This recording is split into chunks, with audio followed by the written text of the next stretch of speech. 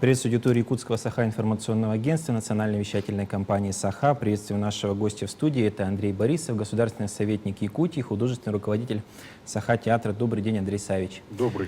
И приветствую также моих коллег. Это журналисты Чукур Гаврилев и Любовь Васильева. Добрый день. Андрей Савич, вот у нас буквально недавно завершились игры «Дети Азии».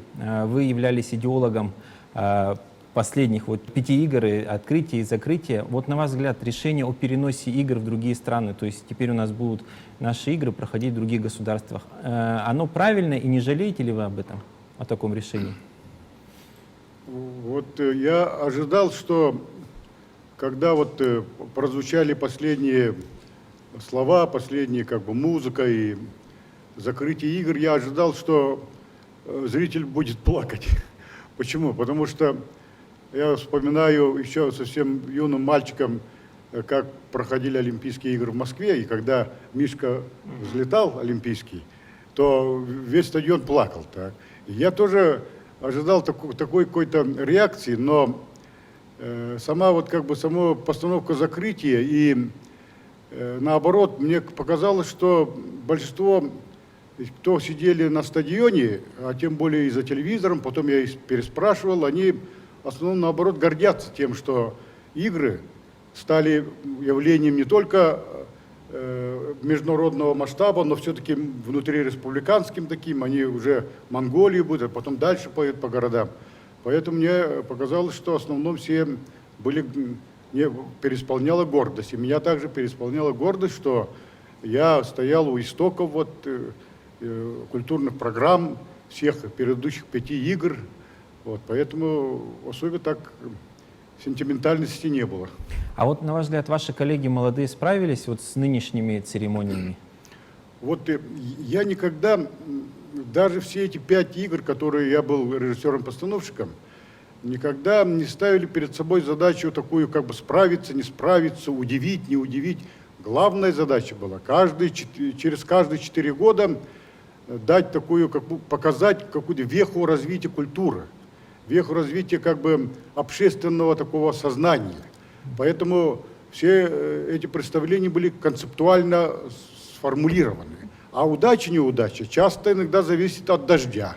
Если вы помните, 5 игры, они проливной дождь шел все время. А концептуально там было продумано история о том, как рождалась культура народа Саха, а потом эта культура народа Саха вышла на мировой уровень, включилась в контекст мировой культуры. Вот такая задача была. Но проливной дождь все-таки до конца не дал нам сформулировать. А то, что молодые люди сейчас пробуют сформулировать такой мистериальный театр, стадионный театр, он уже сформулировался. А стадионный театр в жанре мистерии, это получается, не получается, это уже не мне оценивать. Я никогда не оцениваю работу своих коллег-режиссеров. Чукур Николаевич. Андрей Александрович, вы являетесь инициатором движения «Элита». Некоторые говорят, что это некий клуб элитарный такой, да, некоторые, наоборот, ждут чего-то нового и какого-то вдохновения. Расскажите, пожалуйста, что это за движение и какие имеют они планы? То, что, Чукур, вы были на первом собрании, потом на съезде, вы слышали, самые главные, постулаты и идеологемы, и идея создания общественного движения «Элита» в названии. Название звучит, на первый взгляд, правда, как-то претензиозно. Да. Элита как будто. Да. Но если внимательно присмотреться, то это название состоит из 2 слов. «Эль» — это общетюркское, даже общемировое слово. Государство. Называется государство, страна, народ. А на якутском языке «и» — это обод, держатель тогда. «Ить» — это воспитать. То есть задача этого общественного движения — воспитать от молодых, может и не совсем от молодых людей, граждан, которые пекутся не только о собственном каком-то благополучии, но еще думают и делают поступки по поводу государства, страны, народа. Патриотическое такое, патриотический настрой этого общественного движения мне показалось очень всех привлек. Потому что за последнее время все-таки на уровне государства понятие патриотизм, он стал востребованным, он стал остро востребованным, необходимым. Андрей Савич, а вот я одно из ваших интервью читал, вы там сказали, что сегодня нужна России идеология. Вот зачем идеология нужна, и если нужна, то какая? Да, ну в Конституции у нас сформулировано о том, что никакая одна идеология не должна главенствовать. Я помню эту Конституцию, как создавалась, еще будучи народным депутатом СССР, видя и бессилие видя, как разваливается Советский Союз, я видел, какие проводятся внутренние политические, значит, постулаты проводятся в Конституции, да не только в Конституции, в сознании, общественном сознании, правосознании общества, как проводится либеральная идеология, даже неолиберальная идеология. Если внимательно посмотреть нашу Конституцию, то там она сквозит либеральной идеологией. Хотя говорится, что Конституция, что не должно быть главенствующей идеологии. Так, да? То есть что такое либеральная идеология? Это когда во главу угла ставится личный интерес, личное потребительское общество создается. И поэтому я, внимательно читавший Конституцию, подумал о том, что нам нужна идеология, а если не идеология, то национальная идея. И я это знаю, эту национальную идею. Я могу сформулировать национальную идею, значит, нашего государства. Национальную идею. Вот недавно, и не только недавно, а несколько лет тому назад Владимир Владимирович Путин говорил о том, что в России главная идеология – это патриотизм. Да? По-разному начинают тогда и либеральные идеологи, и демократы, и коммунисты и так далее. По-разному трактуется понятие патриотизм. Но я думаю, что сейчас вот наступило то время, когда слово патриот, патриотизм – это любовь к родине, любовь к родной культуре, родному народу, и гордость за него, и работа на него, стараться, чтобы эта страна, народ, и культура твоя, и экономика твоей страны получила личное твое участие. Это является патриотизмом. Но, с другой стороны, в духовном плане, да и не только духовном, а еще и в геополитическом плане, я считаю, что национальной идеей должно стать евразийское пространство, единое пространство культуры Евразии. Андрей Савич, а вот этого как добиться, если у нас сегодня, к сожалению, слово патриотизм с некоторым негативным окрасом, и очень много, например, молодых людей, они смотрят на Запад, хотят уехать, они не связывают свое будущее с Россией? Вот как раз-то последние вот эти 20 лет, 25 лет, все-таки на ниве воспитания молодых людей, воспитания любви к родине, вот как раз к этому патриотизму была дана государством слабинка. Не так все это делалось. Не говоря уже о том, что если смотреть телевидение и средства массовой информации, которые у нас, ну, понятно, говорит, что средства массовой информации не должны идеологию государства проводить, не должны проводить как бы свободное слово, свободу слова и так далее, и так далее. Но когда смотришь на телевидение, то западная жизнь, западные идеалы, они главенствуют над нашими идеалами, идеями и убеждениями. Соответственно, молодой человек, вот уже 20 лет от рождения, он воспитан-то на других идеалах, на других убеждениях. Соответственно, для него идеалы нашей страны, идеи, история нашей страны, то, что происходило последние годы, то, что происходило раньше, не говоря уже о том, что должно быть будущее, какая модель нашей России. Вот Иван Ильин такой был удивительный философ, он написал удивительную книгу, называлась «Грядущая Россия». Когда не знает человек будущее, когда он не патриотически настроен, когда он видит много-много, значит, разных социальных проблем, то, конечно же, он думает о том, как бы уехать. Но я часто вижу, что на самом деле не совсем так. Потому что настоящие молодежь, я всегда говорю так, Россию мы не потеряли. Мы Россию не потеряли. А вот как раз вот те люди, которые против патриотизма, так называемого ура-патриотизма и так далее, они-то Россию потеряли, а мы-то Россию еще не потеряли. Андрей Савич, вот я был в Москве, когда как раз обсуждали, была такая секция о культуре, да, и там вот художественный руководитель хора Пятницкого, есть такая Александра Пермякова. Она как раз покритиковала вот федеральные телеканалы о том, что там не показывают вот народную культуру. Даже речь шла о неком цензуре средств массовой информации, да. А раз они насаждают, как вы говорите, вот западный образ жизни, как вы вообще относитесь к какому-то, вот, может быть, в кавычках, цензуре вот, средства массовой информации? Вот смотрите, если государство значит, опирается на главные свои идеи, идеалы и убеждения, а государство не может быть без идей, идеалов и убеждений. Соответственно, средства массовой информации, они должны быть, находиться не под контролем. Если контролировать, если проводить такую цензуру и так далее, это совсем приводит совсем другим. Но, вот, например, я в Китае. В Китае много работал, в Турции много работал, и в других странах бываю. Я вижу, как средства массовой информации, например, не дается, особенно по государственным каналам, никогда не показывается насилие, которое у нас по государственным каналам идет. Я поразился к тому, что когда я сделал такой небольшой опрос среди молодых людей, я сам лично там на улице встречаюсь, в кинотеатре, люблю кино ходить, они говорят так: для них героем является преступник. А я говорю, почему для тебя преступник-то герой?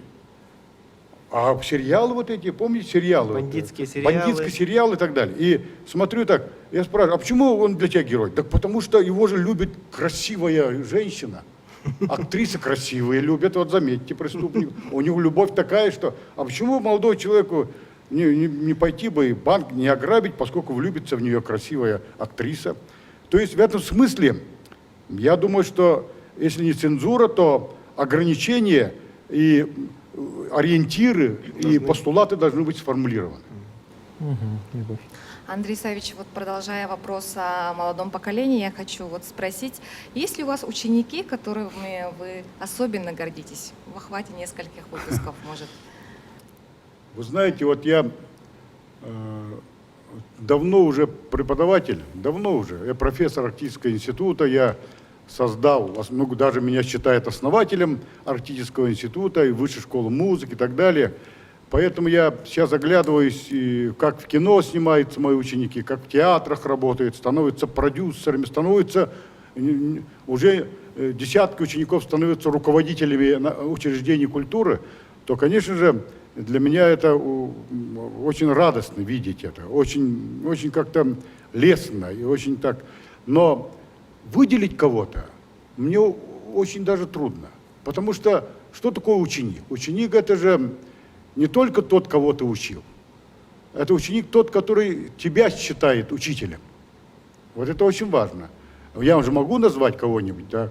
А вдруг он считает давно, уже забыл, что я его учил, там начинал это так, да. Поэтому вы спросите у тех ребят, но большинство в театрах, половина больше, да, весь театр Ланхой — это мои ученики, половина театра Саха — это мои ученики, половина русского театра — это мои прямые ученики, я имею в виду. А в кино вообще, ткните, и вы увидите, что или в моем фильме кто-то снимался, или кто-то учился, кто-то работал вместе со мной и так далее. В этом смысле, конечно, я очень горжусь своими ребятами. Они сейчас создают новый этап культуры. Андрей есть Савич. ли те, которые за пределами республики работают? Да, есть за пределом. Вот Лена Грим, она в Германии работала. Сейчас, говорят, сюда приехала обратно. В Германии работала, потом, значит, потом где? Ну, в Турции даже. Я в Турции приезжал, я поставил спектакль вот до всех этих скандалов, всех дел. Турция на самом деле очень любит русскую культуру. Турецкие актеры. Очень обожают русскую культуру. И я вот за русского режиссера там как выступал. И там несколько актеров вообще прошли мастер-класс со мной. Они приходили ко мне, я рассказывал о русской театральной школе, великой школе. Показывал, мастер-класс проводил, они считают себя моими учениками. Пишут до сих пор. Андрей Савич, вот что вы думаете вот о феномене якутского кино, да? Я, например, считаю, что все-таки фильм «Тайны Чингисхана», который вы создали, да, способствовал каким-то образом, что вот у нас бум кинопроизводства. Считается, что Якутия — центр кинопроизводства регионального в России. Чакур, вот когда вы спрашиваете и сказали слово «все-таки», да, все-таки, сомнения у вас, поскольку вокруг этого фильма разных источников было неприятие, Да. некоторые неприятия, организованные неприятия. Потому что фильм-то был показан 4 раза на российском канале. Найдите какой-нибудь фильм, который 4 раза показывался по российскому каналу. Фильм, который стал номинантом на мировом, на классе А фестивале в Канаде. Да? Я был дебютантом, смешно даже, дебютировали молодые ребятишки, я был дебютантом. Фильм, который проходит до сих пор прокат, мировой прокат. Это не значит, что в каждом городе по 100 фильмов показывают, проходит мировой прокат. И так далее, и так далее. Но самое главное, я согласен с вами, как раз-то вокруг этого фильма собрались те ребята, которые как раз-то сейчас подняли якутское кино. Вот начиная от Кескиля, от Детсада и так далее, и так далее, и так далее, не говоря уже о всех, о нашем местном Никите Михалкове, Никита Аржаков так, и так далее. Да. Все вышли из этого проекта. Этот проект был на преодоление был. Мы закупили огромное количество новой технологии. Я категорически был против, чтобы пришли специалисты из других регионов, из других. Ну, там помогали так, но в основном работали наши. Но феномен якутского кино даже не только в этом, а в том, что, сейчас вы удивитесь, посмеетесь, когда один из приезжих журналистов спросил, а в чем феномен, то сказали, спросите у Андрея Савича тогда. И он сказал, не-не-не, Андрей Савич, он что-то такой, он начнет про Ланхо говорить тогда. Он таки пришел ко мне, он сказал, в чем феномен? Я сказал, знаете, молодой, якутский эпос Ланхо. И он так скокужился, тогда я говорю, якутский эпос Ланхо один из немногих эпосов, в котором есть монтажное мышление. А спрашивают, а кино что такое? Он говорит, монтаж. Вот это очень важно. В культуре нашей заложено монтажное мышление. Не во многих культурах так. Это я знаю, поверьте. Андрей Савич, вот все-таки почему очень много людей, которые критикуют, вот опять же, вы делали вот свой фильм, сейчас очень много ребят молодых, которые выпускают, но почему-то у нас очень много, так называемых критиков. Но стало притчей во языцах, когда говорят, что в России снимается в 3 регионах кино и прокатывается. Это Москва, Санкт-Петербург, и делает паузу и удивленно говорят, Якутск, говорят тогда, Якутия. Все-таки кино же это, во-первых, идеология, во-вторых, бизнес, в-третьих, это искусство. И поэтому, хотим или не хотим, уже внутри начинается некоторая конкуренция. Это я вижу. И другое дело, это первое, конкуренция есть, это видно. Хотя нас московские, питерские кинематографисты так сильно поддерживают, что мы очень благодарны им, но тем не менее внутри идет конкуренция. Второе, качество фильмов. Сейчас якутское кино должно переключиться, или как сказать, перезагрузка должна произойти в плане художественности, в плане качества фильмов. А для этого нужна материальная база, настоящая хорошая база. Хотя, конечно, сейчас снимает там, аппаратура стала, новые технологии стали такими тонкими, высокими, что можно и так, но тем не менее все равно нужна база хорошая. А талантливых ребят собралось много. Даже домохозяйка у нас снимает кино. Андрей Савич, министр тоже. Вот у нас недавно был в гостях Александр Лобанов, руководитель Русского драматического театра. Он сказал вот такую вещь, что в 90-е годы культура не жила, а выживала. И говорил, что она находилась в очень плачевном состоянии. Вот на ваш взгляд, что изменилось с того времени и благодаря чему удалось достигнуть вот сегодняшних успехов? Вот все в этом мире относительно. Вот когда я начинал работать министром культуры, представьте себе, у Саха академического театра, который тогда назывался Якутский драматический театр имени Аюнского, не было собственного здания. Представьте себе. Я тогда думал, вот такой великий поэт, испанский поэт говорил, народ, который не строит свой театр, умерли при смерти, говорил так. Я думал, неужели мой народ Саха умер или даже при смерти? Не дай Бог, думал. Почему нет театра? Здания театра нет.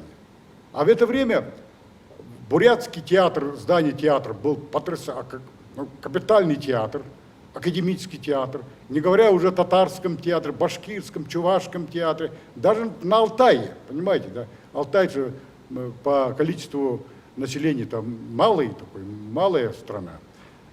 У нас не было театра. Не говоря уже, не было цирка, не было художественного музея, института, не было высшей школы, консерватории и так далее, и так далее, и так далее. То есть относительно других регионов у нас начало той деятельности, в которой я как министр культуры начал, а тогда Михаил Ефимович Николаев стал первым президентом, это почти нулевая была, поверьте. И относительно этого, конечно, сейчас инфраструктура, и филармония, и симфонические оркестры, и зрительный зал, и так далее, и относительно того, что было, конечно, разительное как бы, развитие такое, что даже тут и спорить невозможно, и доказательно каждый вечер, в час назначенный, в театр, все театры переполнены. Вот это вот очень важно сегодня. Не на улицах ходит молодежь. А, кстати, нам, с одной стороны, ходить-то на улицах молодежи нет. У нас нет общественного пространства, где собиралось бы много количества народа. Вот стадионы, слава богу, и то летом спасает тогда. А сейчас все, зимой они уходят все в театры. Человек стал другой сейчас. У человека сознание другое сейчас. Рекреационное, или как называется, человек хочет пространства другого. Вот поэтому я вот предлагал же и провел конкурс, да, Олонхо, земля Олонхо, Олонхолент назвали в народе. Да, этот проект будет, это не футурологический проект, это не мечта какая-то о будущем неизвестном. А какие-то это рамки настоящее. есть, ну, временные, когда он будет? Рамки простые. Уже университет будет разворачивать строительство там университетских корпусов, там, ну, по концепции такое. Уже главой республики дано поручение о проектировании, о создании, о проведении конкурса многофункционального культурного комплекса, конгресс-холла и так далее, выставочного зала. То есть в этом плане процесс уже реальный пошел. Я дал этому конкурс, организовал, дал этому импульс, концепцию создал, идею дал, ну и до сих пор являюсь руководителем этого проектной компании «Земля Олонхо». А появится ли все-таки театр Олонхо? Вот, шли разговоры, что идут разработки, Да. да, плана этого театра. Я вот как государственный советник на эту тему, конечно же, разговаривал с главой республики, и глава республики дал поручение министерствам и ведомствам для того, чтобы подготовили указ главы. Поскольку у нас одно десятилетие Олонхо завершилось и начинается второе десятилетие Олонхо. Я хочу внести предложение о том, чтобы к 2018 году появился этот театр Олонхо в городе Якутске. Ну, в виде дома Олонхо, потому что когда мы проводим по всей республике вот эти цехи Олонхо, там же строятся дома Олонхо, да. Да, которые спасают культуру в прямом смысле. Особенно народную, традиционную культуру, философию народа, веру народа спасает. Вот. А в городе Якутске нет до сих пор дома Олонхо. Да. Потом Олонхо же это не только достояние Якутска, это мировое достояние. Олонхо — синтез многих культур.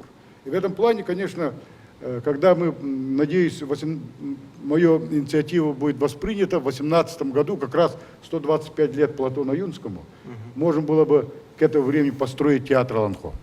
Но я из Министерства культуры России буду работать в этом плане, так что я готов довести эту идею. Это не идея, это востребовано, это необходимость. Андрей Савич, вот вы и в своих выступлениях, и в интервью часто говорите о Михаиле Николаеве, о его особой роли. На ваш взгляд, какую роль сыграл Михаил Ефимович в истории нашего народа? Я вот всегда, и в те времена, когда Михаил Ефимович начал огромную государственную деятельность по открытию Якутии миру и, наоборот, мира Якутии, открытие. Я же тогда был президентом общества Сахаомук. Это культурно-просветительское, имело политические какие-то цели. И тогда мы уже, еще Михаил Ефимович не был президентом, председателем Верховного Совета, мы все собрались и на одном из заседаний решили, что у нас должен быть президент. И мы с этой идеей уже вышли на правительство и так далее, и так далее. Но то, что Михаил Ефимович открыл окно в Европу, я не называю прорубил, это Петр I прорубил окно в Европу для России. Так. А Михаил открыл в буквальном смысле окно в Европу. Почему это? Мы были на каком-то командировке по строительным делам, были в Швейцарии, по-моему, для того, чтобы смотреть, как там строить и так далее, и так далее. Нет, Швеции, нет, ну, неважно, Швейцарии. И там, значит, есть кадр, сохранишь, когда он стоит окно, которое, ну, по тем временам у нас окна-то деревянные были, а это окно такое пластиковое, да, очень хорошее, пригнанное. И он так внимательно открыл и смотрел, и изучал, как все это сделано. Так, да. А я тогда увидел, за окном стоит много-много, значит, разных картин мира, там, ну, наклеенные на стене эти картинки-то. И тогда я подумал, вот, открыл окно в Европу тогда. Вот. Поэтому я считаю, что это историческая личность, подготовлено, предопределено и создано народом, и он сам был готов. Поэтому я вот сейчас смотрю, дети Азии, весь стадион, когда он выступает, весь стадион ему аплодирует, внимает его слову. И в этом смысле, конечно, это личность историческая. А вот сейчас есть такая инициатива, люди собирают подписи, чтобы как бы Михаил Ефимович вернулся на пост нашего руководителя, главы. Вот как такую инициативу вы оцениваете? Я не знаю, я не видел эту инициативу, просто мне тоже говорят, по WhatsApp что-то там отправляют такое. Но это же, скажем так, это, с одной стороны, возможно, даже есть в этом некоторая ностальгия, как у человека всегда есть ностальгия по прошлому. Это всегда есть. По стабильности такой. Это, видимо, наоборот, голосование и желание и подтверждение того, чтобы Россия должна быть стабильной, развивающейся и привлекательной страной. И Якутия наша. В этом смысле. Тогда все идеи, идеалы, постулаты, которые были сформулированы соратниками, сподвижниками Михаила Ефимовича, они работают до сих пор. Другое дело, сейчас нужно еще раз вдуматься о будущем России и смоделировать будущее.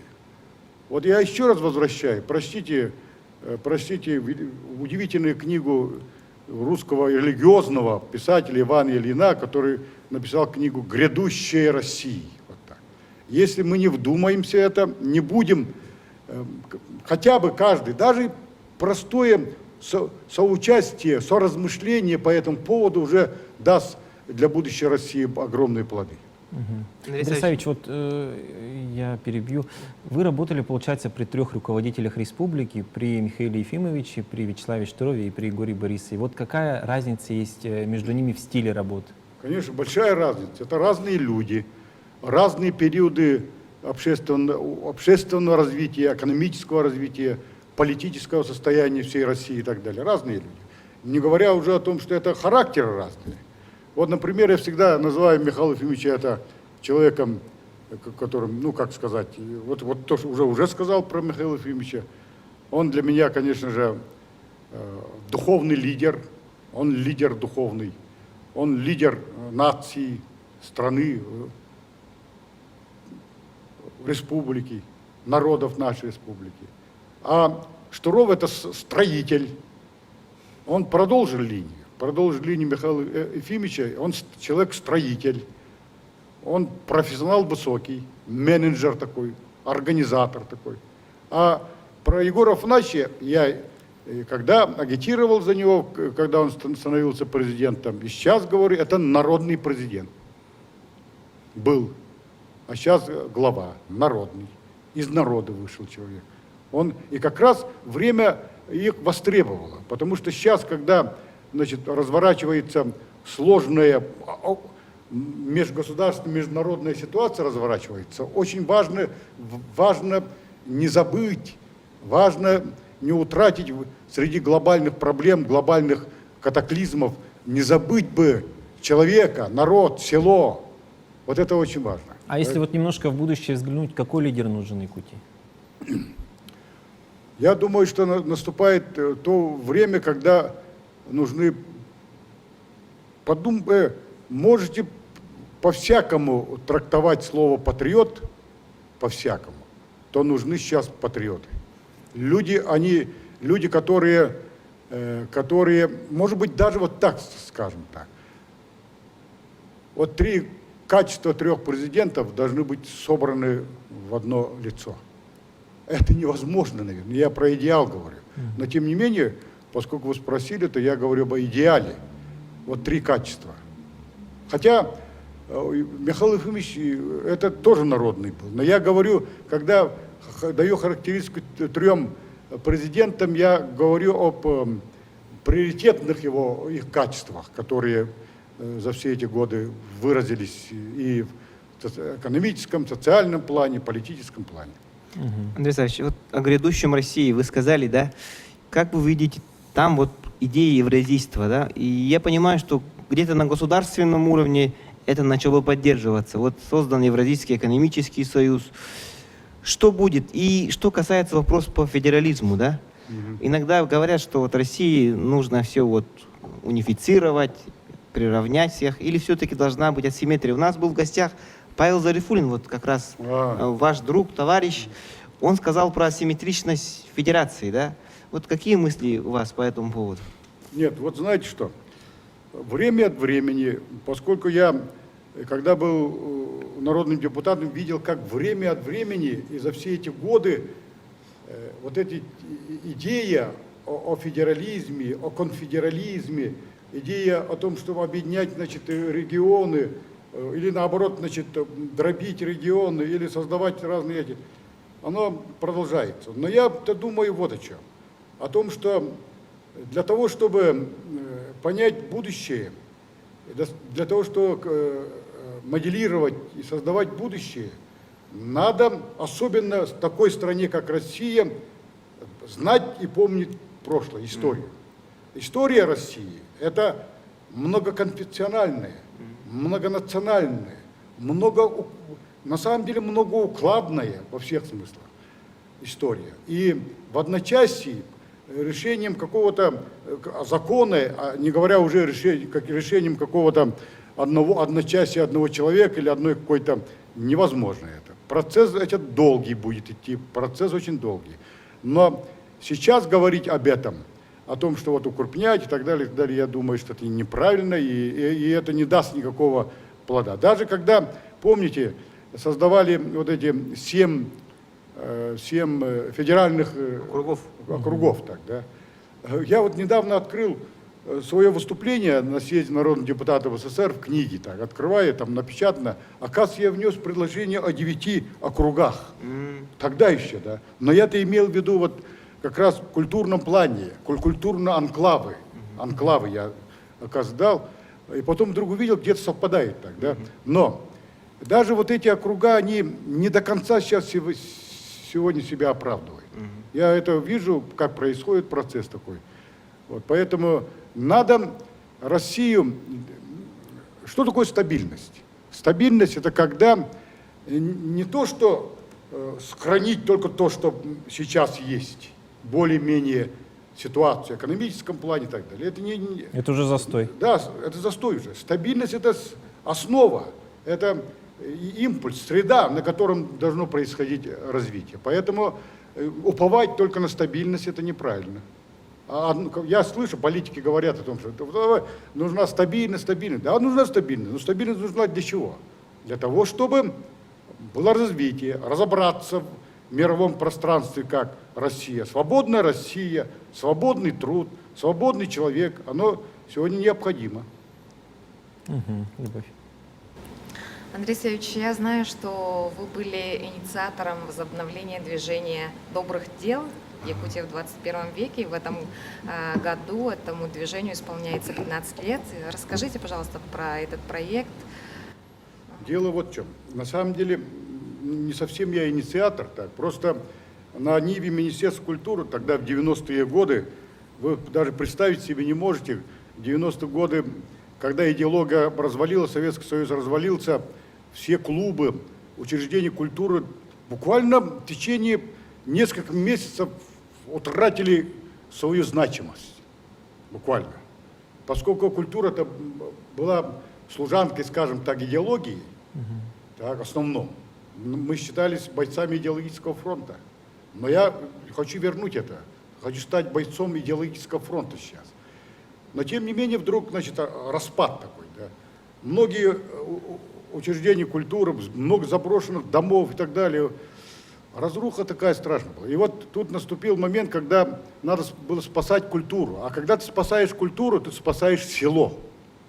Как ни парадоксально, я заметил, что более 20 тысяч деревень российских, которые исчезли.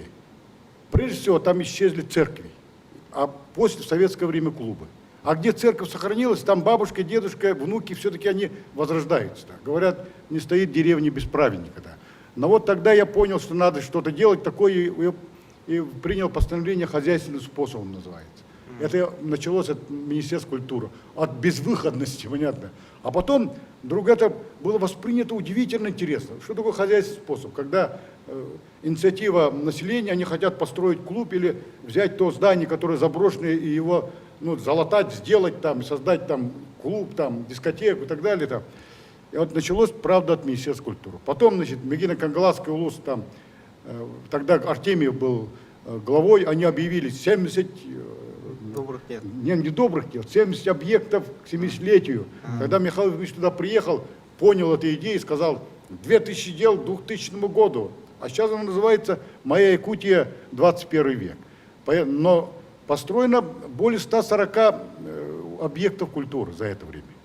Вот мне говорят, вот золотая маска, так, Андрей Савич, человек театра, ничего подобного. Не говоря о том, что республиканское учреждение многие построили, а на селе-то более 140 объектов. И теперь строятся, дома Ланхо строятся, да. Вот эти новые многофункциональные объекты строятся. Вот, поэтому добрые дела, они правда добрые, очень добрые. Андрей Савич, завершая наш разговор, 4 коротких вопроса от меня и 4 коротких ответа от вас. Какое человеческое качество вы цените более всего? Доброта. А самое отрицательное? Предательство. Вот если бы у вас была возможность изменить какое-то ранее принятое решение, совершенный поступок, то что бы вы изменили? Вот на этот вопрос я не говорю, я бы ничего не изменил. Вот, ничего не изменил. Все было необходимо, востребовано. И вспомните самый счастливый момент в своей жизни.